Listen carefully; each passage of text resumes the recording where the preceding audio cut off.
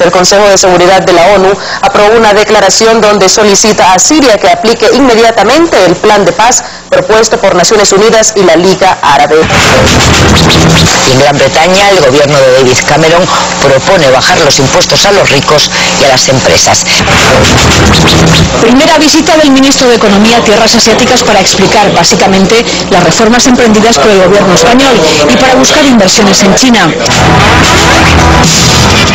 Y vamos a comenzar nuestro programa con la habitual sección La Noticia del Día, que tiene que ver con Francia, una operación militar que se está llevando a cabo que ya dura varias horas en ese país para arrestar, para capturar al responsable del asesinato hace unos días de la masacre en una escuela judía en la ciudad de Toulouse. Esta es la versión de Televisión Española.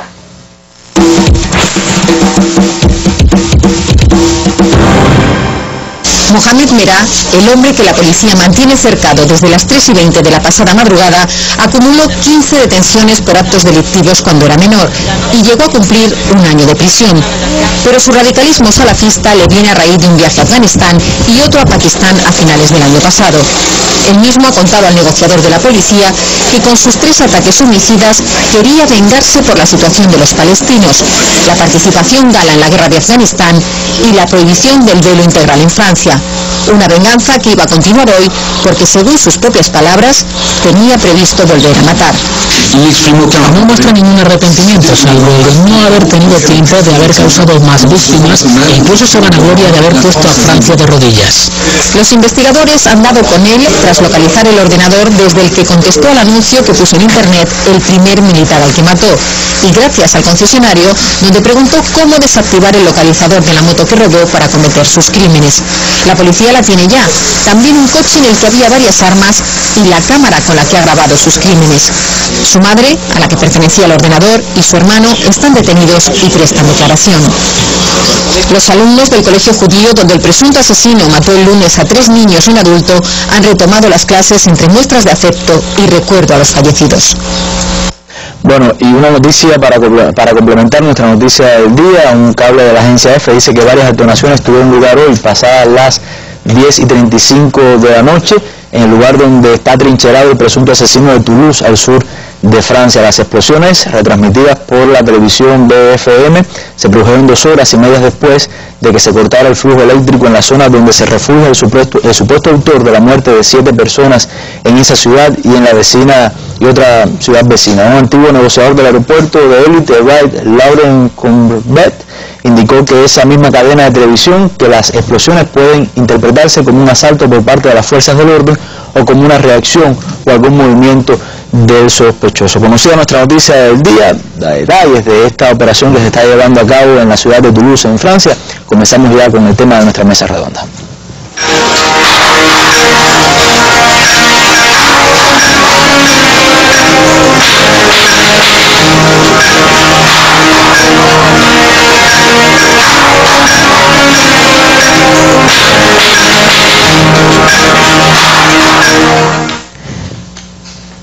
Y Siria, como decía al principio de nuestra mesa redonda, viene siendo como el punto más álgido de la situación política en el mundo árabe. Un tema, un conflicto que no solamente se está llevando a cabo, decidiendo el futuro del mismo dentro del país árabe, sino también en instituciones internacionales. Hoy volvió a ser tema Siria de un debate en el Consejo de Seguridad. Veamos qué dicen las televisoras extranjeras y estaremos de regreso dentro de unos minutos para comenzar nuestro análisis al respecto.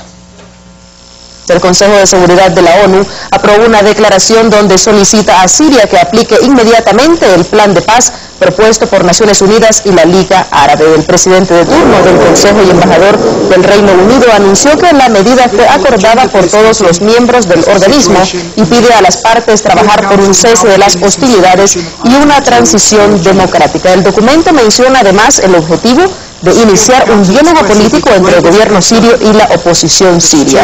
Además, respalda la propuesta de 6 puntos de Anán que propuso en Damasco a principios de este mes. El órgano de la ONU también emitió una condena a los recientes atentados terroristas en las ciudades de Damasco y Alepo. El Consejo de Seguridad hace un llamado al gobierno sirio y a la oposición a trabajar de buena fe con el enviado para que sienten las bases hacia una solución pacífica a la crisis en Siria, con la implementación de inmediato de la propuesta de 6 puntos. Bueno, Siria, Leonel, Siria en el Consejo de Seguridad, este nuevo documento que se aprobó es reflejo de alguna evolución que está teniendo el tema dentro de las instituciones internacionales. ¿Qué fue realmente lo que se debatió allí? Porque tengo entendido que, bueno, no solamente era no había una sola propuesta, sino un par de ellas, ¿no? En efecto, buenas tardes. El asunto es así.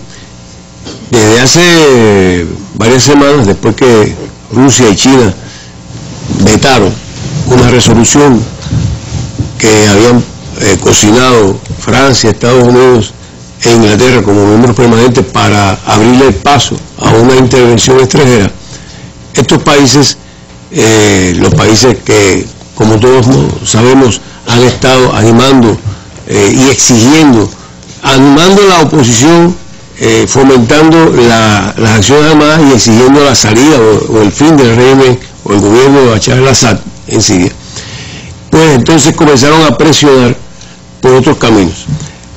Y la última fórmula que encontraron fue, a través de un diálogo con la Liga Árabe, nombrar un emisario especial de Naciones Unidas y de la Liga Árabe, cargo que recabó en Kofi Annan, para que gestionara un cese del fuego, el fin de la violencia, el fin de las violaciones de los derechos humanos y el inicio de un diálogo o de un fin de las acciones armadas. Que ya eso de por sí marcó una postura diferente. En realidad estábamos y ante un cuadro muy evidente de fracaso de la oposición armada frente a un gobierno y frente a un ejército institucional que no se desintegró, que no se dividió, que no se fraccionó y que sin embargo le hizo frente a los ataques terroristas, según lo califica el gobierno, a los atentados dinamiteros, los coches bomba, a todas las acciones desestabilizadoras. Este nuevo documento ha sido fruto de una negociación, una larga negociación, porque por otra parte es cierto que en un conflicto que ya dura un año, se estaba conmemorando en estos días el primer año de este conflicto en Siria, hay víctimas inocentes, personas que son atrapadas en medio de los combates, de los enfrentamientos, mujeres, niños, personas mayores, en fin, hay gente que tiene que huir del lugar donde están teniendo lugar estas acciones, buscar refugio en otras partes del país, incluso personas que se refugian en países vecinos. Esta es una situación que es práctica común en regiones de conflicto. Ocurrió en Irak, ocurrió en todos los países del área, en el Líbano ha ocurrido. Israel ha propiciado el mayor éxodo de víctimas civiles, refugiados, etc. En fin, los conflictos armados siempre traen este tipo de fenómenos.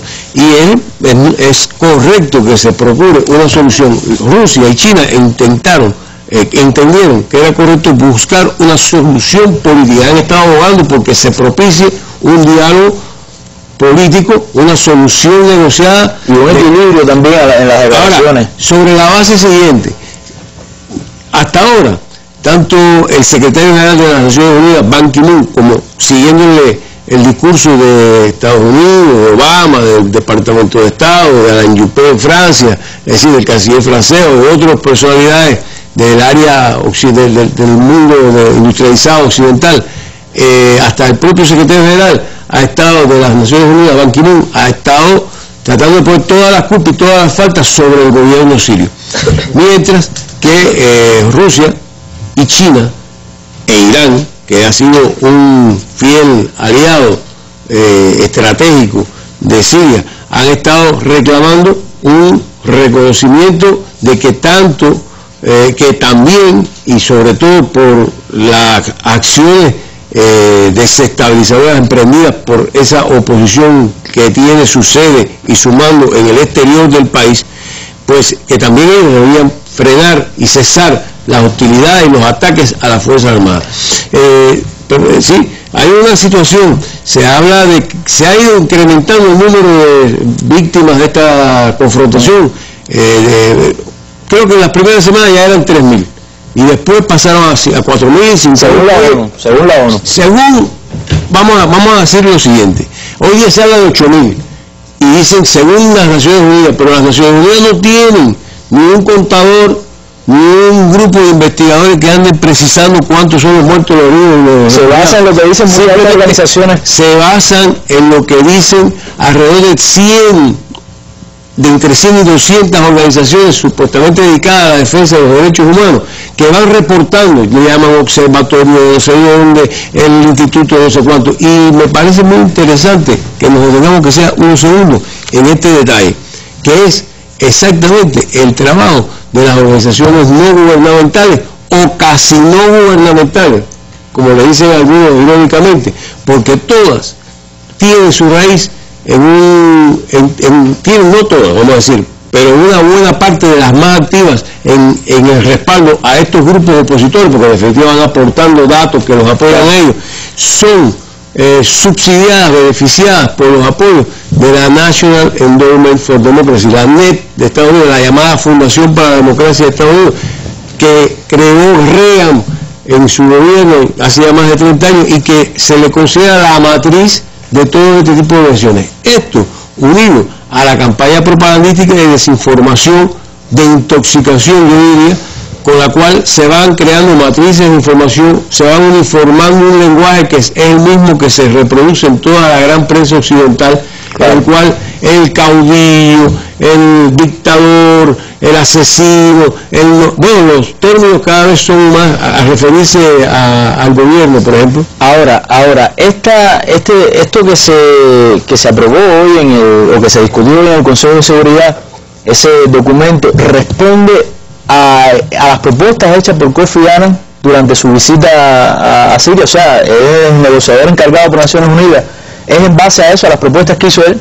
Si nos guiamos por lo que dicen los cables de las agencias occidentales, Kofi Annan fue y se quejó de que había tenido una conversación con el gobierno sirio y que bueno, han dicho incluso hasta decepcionado. Sin embargo, el gobierno sirio hizo público su adhesión a su misión, su apoyo, siempre y cuando hubiera un equilibrio en las demandas y no solo le pidiera al gobierno, como se dice ahora en este documento que ha sido aprobado hoy, no solo se le pide al gobierno que retire las Fuerzas Armadas de las ciudades, que no emplee armamento pesado, que propicie el entendimiento, sino también se le exige a todas las partes, incluyendo la oposición armada, que cese los actos de violencia, de vandalismo y eso. Y es muy curioso que antier, y sobre todo ayer, que fue cuando vio la luz pública, un informe, por primera vez, Human Rights Watch, que es uno de esos organismos que miran el comportamiento, una de las organizaciones no gubernamentales con sede en Washington, admitió que también la oposición estaba cometiendo desmanes y violaciones de derechos humanos.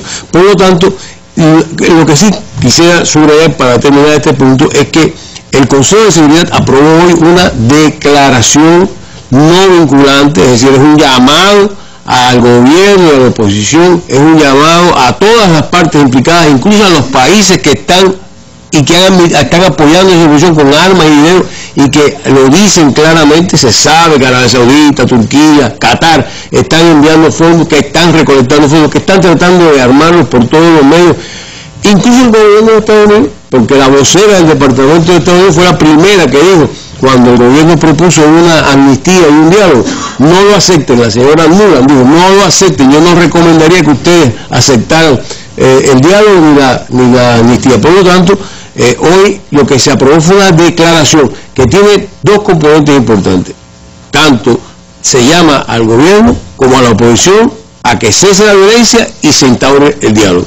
Ahora, yo me imagino que tanto Rusia como China deben estar pensando, ¿no?, en ese dicho muy popular que dice no hay nada mejor que un día tras del otro, porque se pasaron tanto tiempo diciendo que que condenar también la violencia por parte de la oposición, y sin embargo en los últimos días le ha dado la ronda que la oposición siria es muy violenta, una serie de atentados también en Damasco, en varias ciudades de Siria. Esto que estamos viendo, María Elena, puede ser una nueva estrategia de la oposición siria, tomando en cuenta el avance que ha tenido Bashar al-Assad en las últimas semanas. Buenas noches. Yo primero quisiera definir qué cosa es la oposición. Cuando nosotros hablamos de las democracias occidentales y vamos a la oposición, tú vas a las elecciones y entonces los partidos opositores van contigo a las elecciones.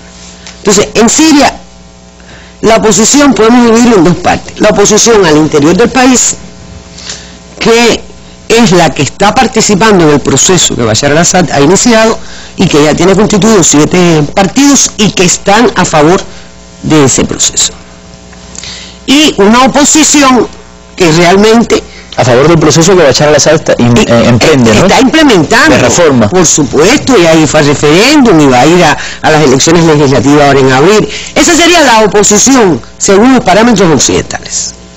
La otra oposición, a la que hacemos referencia, es una oposición que radica en el exterior. Ellos le llaman oposición política en el exilio.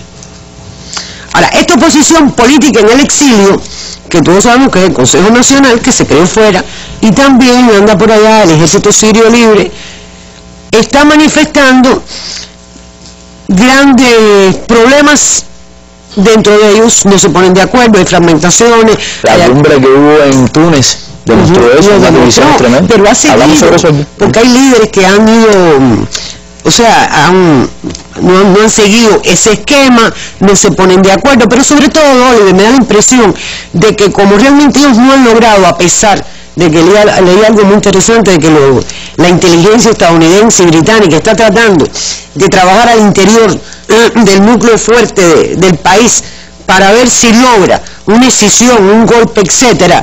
A pesar de todo esto, esa oposición no se pone de acuerdo. Entonces tendríamos que decir, la oposición dentro está de acuerdo con el proceso, y la oposición de fuera, que en definitiva está alimentada y fue creada desde el exterior, más allá de los movimientos que se pudieron dar al interior del país, bueno, esa oposición, que es una oposición alimentada desde fuera y que lo que quiere es crear, vamos a decir así, un enclave para poder pedir ayuda, ha sido desalojada de las ciudades y, como tú decías, está recurriendo ahora a la violencia terrorista. Mira qué interesante. Estados Unidos desarrolla una política desde el año 2001 de la lucha contra el terrorismo, y en nombre de esto agrede a Afganistán, agrede a los demás. Sin embargo, ahora se supone que esa oposición que está utilizando métodos terroristas, que el gobierno hace rato está diciendo que es Al-Qaeda, etcétera, pues entonces forma parte de esto. Claro, aquí habría que ver hasta qué punto esto se está asumiendo como una medida desesperada o como una medida de inestabilidad al interior para que la población tema. Fíjate, tema. Pero hay un trabajo de Estela Caloni muy interesante que salió en Cuba Debate, que ella dice que esas acciones han sido dirigidas y además no son nuevas, y dentro de esas acciones terroristas, en una de esas acciones terroristas murieron los 6 pilotos mejor entrenados de Siria. Entonces estamos hablando de acciones terroristas, estamos hablando de acciones terroristas que se supone que son islámicas y que están coordinadas con Occidente, ¿te das cuenta? Entonces ya voy a llegar a esas acciones que significan. Yo quería referirme a la campaña mediática, porque la campaña mediática es terrible. Entonces cuando tú analizas, por ejemplo, tú ves, Rusia y China han paralizado a las potencias democráticas. Ya, las buenas, Rusia y China están actuando muy mal. Y esto lleva a que el estado de opinión al exterior, y también tratando de influir al interior, pues no acompaña el proceso. Y un poco Rusia y China se vean como el coco que está en contra. O sea, Rusia y China, y con Irán y los países del ALBA, que fueron los que en Naciones Unidas, en la Asamblea General, votaron juntos. Entonces, en el plano internacional, ojo, quiero llamar la atención sobre esto. Hay una postura oficial, Ori, que es esta, de que bueno, se llega al arreglo, ya sabemos que Rusia y China han elevado su actuación junto con Irán, pero fíjate que yo estoy hablando de acciones violentas al interior. Entonces, igual que la Liga Árabe dice, yo apruebo el plan de Kofi Annan, pero eso es lo oficial, pero lo no oficial sigue, es el dar armas. Es como trabajar en dos carriles, ¿no? Por supuesto.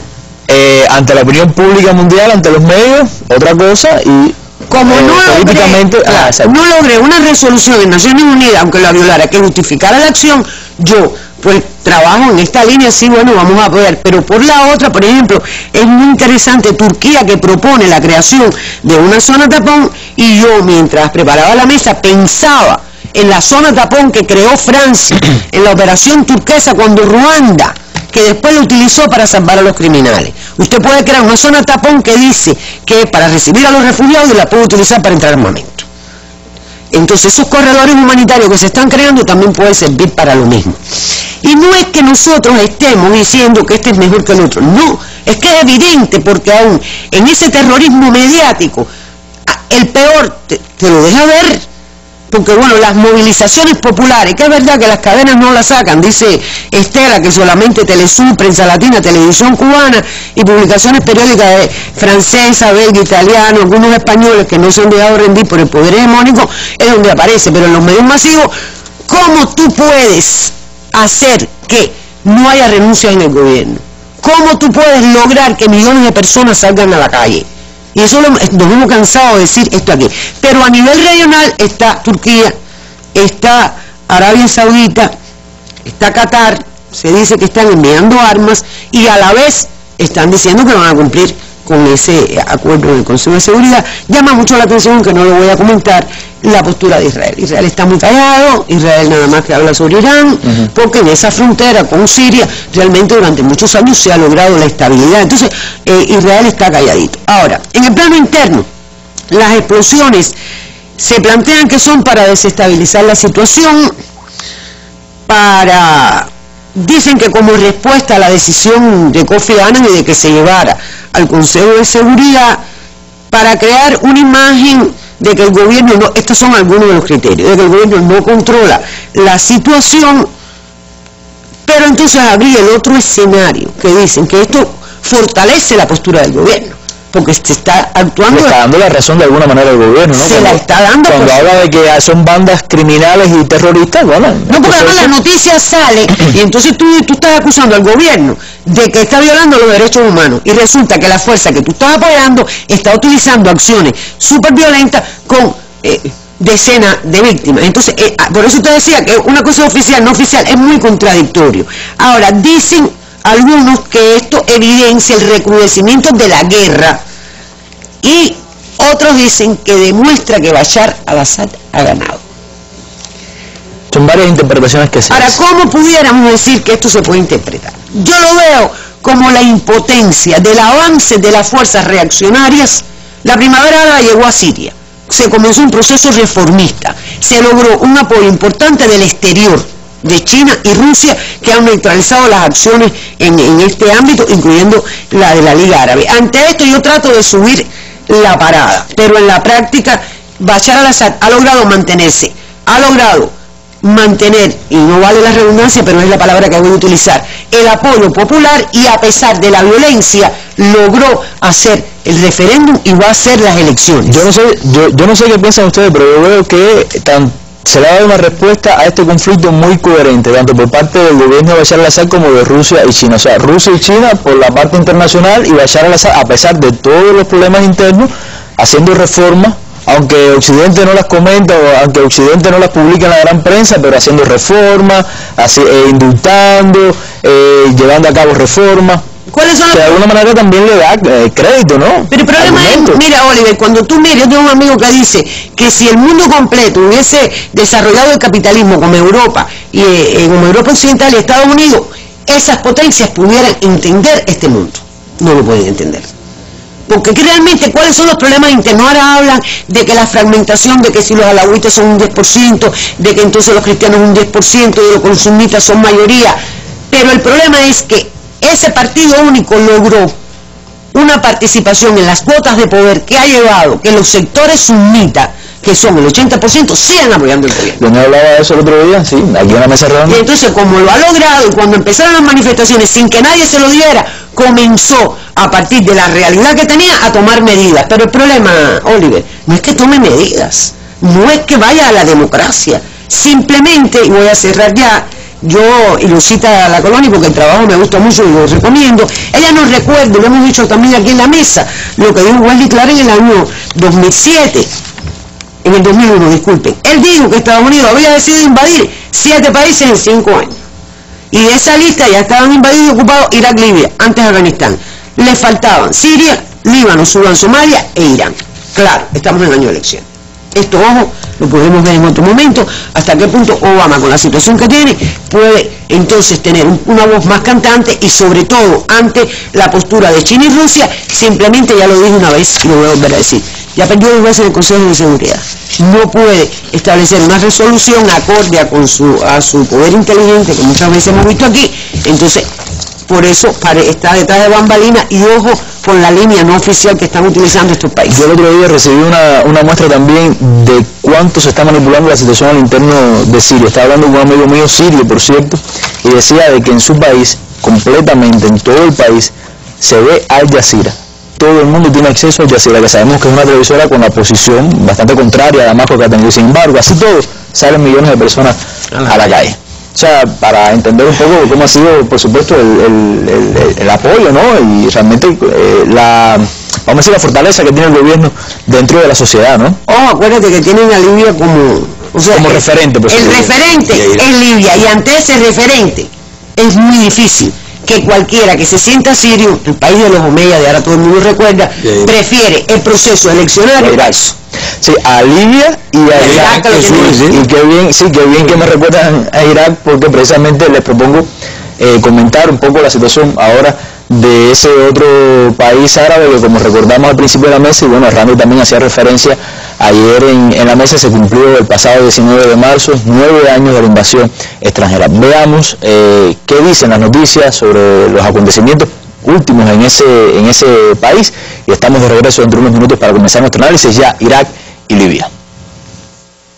En Irak, un grupo terrorista relacionado con Al-Qaeda se ha atribuido los atentados de ayer en los que murieron más de 40 personas. En un comunicado, la denominada Organización Estado Islámico de Irak asegura que los ataques son la respuesta al plan de seguridad de las autoridades iraquíes ante la próxima cumbre de jefes de Estado árabes prevista en Bagdad para el próximo 29 de marzo.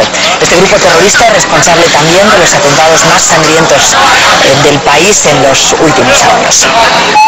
Bueno, así, Leonel, se celebró el 9º aniversario de la invasión norteamericana a Irak. La situación actual de ese país, ¿cómo está? Se dice, por ejemplo, que ha habido una recuperación del sector petrolero, de eso también le propongo hablar, si es cierto, si es falso, y también, bueno, la situación social. Hace pocos días hubo una manifestación tremenda que dejó entrever que para nada, ¿no? Las cosas están bien mal allí.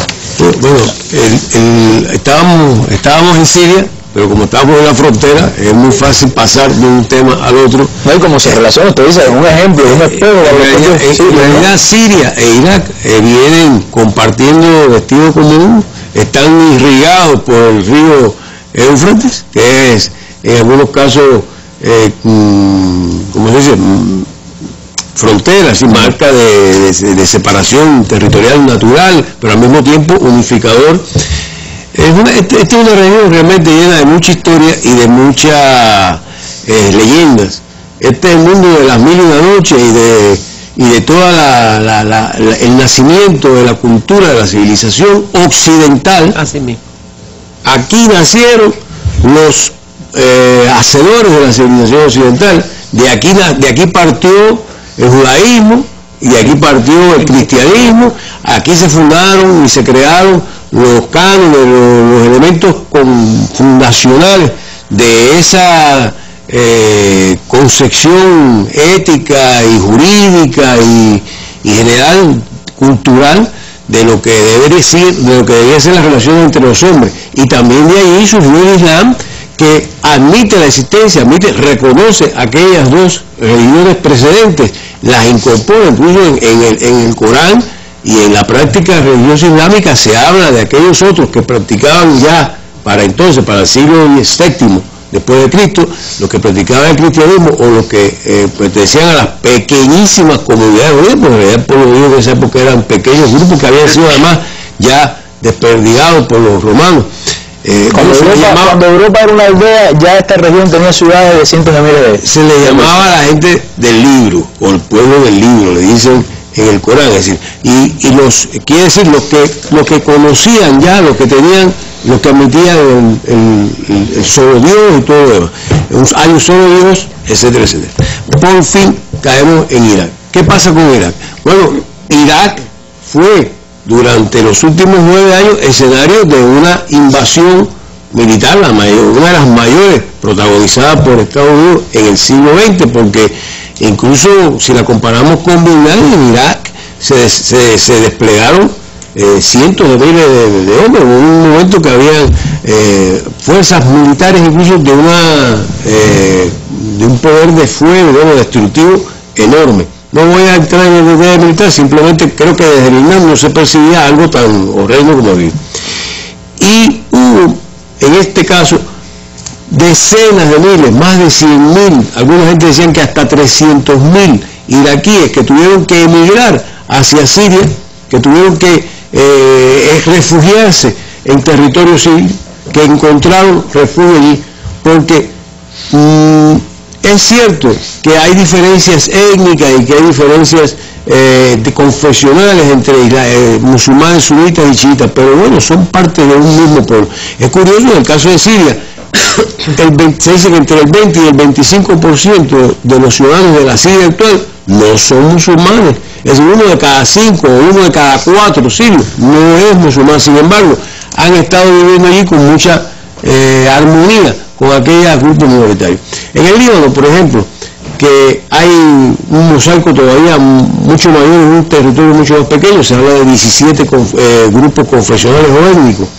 Los franceses fueron instigadores de la necesidad de que, como las minorías podían ser dominadas, masacradas y castigadas por la mayoría, se debería dar la presidencia a un representante de la minoría cristiana maronita, cosa que se mantiene hasta hoy así en ese país. Bueno, en el Líbano el presidente es un cristiano maronita porque es la minoría que se veía por parte de Francia como la más amenazada. Bueno, y hoy en día, sin embargo, en relación con Siria, se castiga y se instiga a tratar de desplazar al gobierno de Al-Assad porque es representante de una minoría chiita alawita. Y en Irak, ¿qué está pasando? La gran mayoría chiita, al fin, asume el gobierno, y entonces ahora resulta que Estados Unidos, y sobre todo que se tuvo que retirar sin haber alcanzado todo lo que pretendían, porque en realidad ha sido una retirada con bastante condiciones. En definitiva, se han quedado, han dejado sus contratistas, han dejado sus mercenarios, han dejado sus asesores, han dejado su superembajada, que según dicen tiene casi el tamaño del Vaticano o más, pero sin embargo siguen siendo cuestionados, siguen siendo atacados, siguen siendo criticados. Se generó allí lo que habían aprendido algunos pueblos, por ejemplo en América Latina, 100 años atrás. Se generó allí un antiimperialismo, un antiamericanismo, un rechazo al ocupante norteamericano, que solamente pudieron expresar y sentir los árabes cuando tuvieron a los americanos ocupando y pisando su territorio. O sea que 9 años después sigue siendo una gran deuda, bueno, para no decir una gran mentira, que se demostró una gran mentira, que es promesas de libertad, democracia y bienestar para los... Bueno, en realidad el país ha sido fragmentado. Eso fue deliberado, eso no fue el resultado espontáneo de ellos. Ellos sabían, lo sabía Estados Unidos, que la invasión fragmentaría y contribuiría a la fragmentación. Instigaron la división, en definitiva la máxima imperial de divide y vencerá se aplicó allí, ya lo venían haciendo desde los años 90 en la región del norte, donde habitan mayoritariamente los kurdos. Después hacia el sur se quedaron, es decir, en el resto del país quedaron los grupos sunitas y chiitas, y también fueron propiciando esa separación. Ahora bien, Irak, las condiciones sociales, 9 años después, Irak es un país que está empobrecido, no sé, se decía ayer en la mesa, es decir, carente de energía eléctrica, de agua, atención médica, de atención de comida, de alimentación. No, esa mayoría chií salió a las calles hace ahora millones de personas. Ahora mismo, hoy, después acaban de ocurrir en este 9º aniversario de la invasión, manifestaciones, por un lado en Basora, ¿no? En Basora hubo una muy grande, que fue la mayor según dicen, partidarios de Muqtada al-Sadr, que fue el clérigo chiita que mayor liderazgo y mayor notoriedad alcanzó durante la confrontación con los ocupantes norteamericanos, el que les puso cara y que les hizo frente tanto en Fallujah como en todos los demás territorios ocupados por los Estados Unidos. Y también hubo una serie de atentados en los que hubo más de medio centenar de muertos y decenas de heridos, atentados contra instigados evidentemente desde el exterior. Arabia Saudita, Al-Qaeda reconoció, la Al-Qaeda esta que hoy en día está haciendo el juego a los que se suponía que se oponían, es decir, a Estados Unidos y al imperio, etcétera, etcétera, porque ahora creada por Estados Unidos también en su momento, así que entonces el juego. Ahora mismo Irak está preparando, Bagdad, el gobierno iraquí se está preparando para una cumbre árabe. El día 29 tienen previsto realizar allí una cumbre que debió haberse realizado el año pasado. Entonces, ¿qué tenemos? ¿Cuál es el panorama? En Irak el gobierno está tratando de, por un lado, estabilizarse. Este gobierno, que tiene un primer ministro chiita, que es aliado de Irán, que tiene relaciones fraternales y de cooperación en todos los terrenos, incluido el militar, se está convirtiendo en un gobierno difícil de tratar. No es un gobierno, digamos, opuesto ni de la resistencia antinorteamericana, pero al mismo tiempo su amistad y su concordancia en muchos aspectos con Irán se le convierte en un obstáculo para las políticas de Estados Unidos y sobre todo para Arabia Saudita, que está tratando de imponerse en toda esta área junto con los estados del Golfo. Eso es verdad, eso está ocurriendo así. Entonces, hoy día están empeñados también en recuperar la producción petrolera. Ha habido mucho alboroto propagandístico en estos días a favor de el restablecimiento de la producción petrolera y de la capacidad exportadora de Irak. Pero lo cierto es que todavía no alcanzan los 3 millones y mucho menos los 3 millones y medio y hasta los 4 que pudo de barriles diarios que exportó Irak.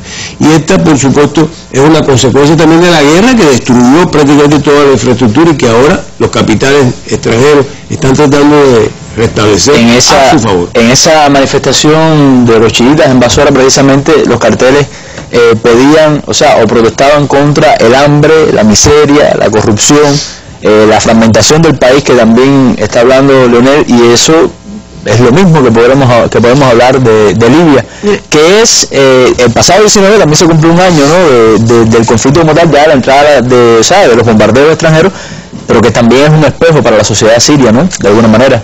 En Libia realmente no se sabe lo que está pasando. Eso es lo primero que quiero decir. Qué bella la primavera árabe. Esa juventud saliente contra las monarquías como proceso de renovación.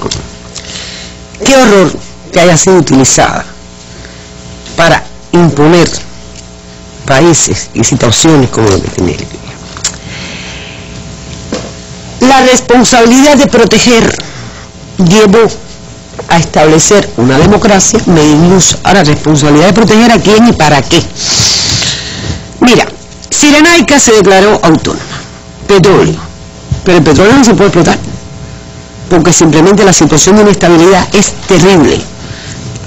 Enfrentamiento de diversas fuerzas, aún fuentes reaccionarias establecen, recuerden que esta zona de exclusión aérea se estableció para garantizar los derechos humanos de los libios. La odisea del amanecer. Esas bombas de la odisea del amanecer para restablecer los derechos humanos, ya dije que bueno, se está fragmentando el país.